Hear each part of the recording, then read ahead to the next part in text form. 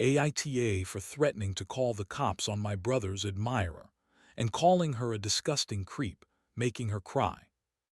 So I 19F have a younger brother, Kaiden 16M, who transferred schools this past semester due to some health issues. He's always been a really sweet, quiet kid, smart, artistic, and not exactly the loudest in a room. When he started at his new school, I could tell he was nervous about fitting in. New teachers, new environment, new people. He just wanted to keep a low profile and settle in quietly. But as fate would have it, he caught the eye of a girl in a few of his classes. Let's call her Abby, 17F. At first, it seemed like your usual high school crush situation. She was very present, constantly texting him, bringing him snacks and little just because gifts, and waiting for him after class. At first, I figured it was just her way of being friendly or maybe a little infatuated. Kaiden didn't seem bothered by it at the time, though he did mention that he only saw her as a friend. But as the weeks went on, her behavior became harder to brush off. She'd get visibly upset if he didn't respond to her texts right away, even if he was busy or didn't have his phone on him. She'd demand to know who he was hanging out with and then passive-aggressively post cryptic things on social media about fake friends or people who lie. If he talked to other girls at school, she'd glare at them or make weird comments.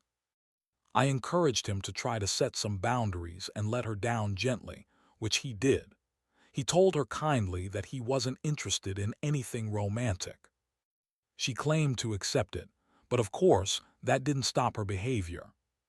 Things really took a turn after school let out for summer. Somehow, no one in my family knows how Abby got our home address. She started leaving little gifts on our doorstep.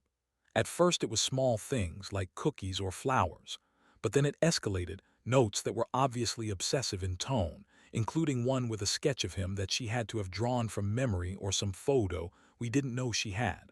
One day I even caught her parked down the street during my evening jog. She wasn't doing anything, just sitting there in her car watching our house. Our parents didn't think anything of it. They brushed it off as teen drama and told me I was making a big deal out of nothing when I raised concerns. But Kaiden had stopped going out with his friends entirely, and I could tell he was uncomfortable. He eventually opened up to me and admitted that he felt watched, trapped, even. He said he didn't know how to get her to back off without making things worse. Then came the phone call. Kaiden tried once again to set a boundary. He told her very politely to stop contacting him. She screamed at him over the phone, calling him gay, throwing insults at him, and then hung up. That was the last straw for him, and he blocked her number. But it didn't end there. A few days later, Kaiden came to me in tears. Abby had posted online that he gave her an STD. It was a flat-out lie, and she even tagged his name in one of the posts. The rumor started picking up among some kids from both her school and his old one. I was furious. I'm not a confrontational person by nature, but something about this girl's total disregard for Kaiden's safety and peace of mind hit a nerve in me. It wasn't just a crush anymore. It was stalking, harassment, and now character assassination. So the next time I saw her car parked near our street, I marched right up to it and knocked on the driver's side window. She looked shocked to see me and rolled it down just a bit. I wish I could give you a calm, measured transcript of what I said, but honestly, I was seeing red. I remember calling her a disgusting creep for obsessing over someone younger than her.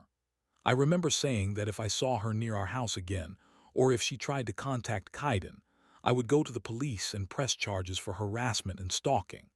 I think I even asked if she thought stalking a 16-year-old made her feel powerful or just pathetic. She cried. She started blubbering about how I was being a non-sympathetic asshole and that I didn't understand what it's like to be in love. I told her that being in love doesn't give her permission to harass someone who's told her no. Then I walked away. When I got home, my parents immediately knew something was up. I told them what happened. Instead of supporting me, or better yet, worrying about the fact that a teenage girl was stalking their son, they scolded me for being dramatic and said I escalated a situation that didn't need to be escalated. They insisted that it was just young love and that Abby was clearly going through something. Kaiden, however, was so thankful. He actually hugged me. He's not much of a hugger, and told me it felt like the first time someone had stood up for him. He said he felt like he could breathe again. Interestingly, Abby deleted all her posts and hasn't been seen near our house since. So I guess the message got through.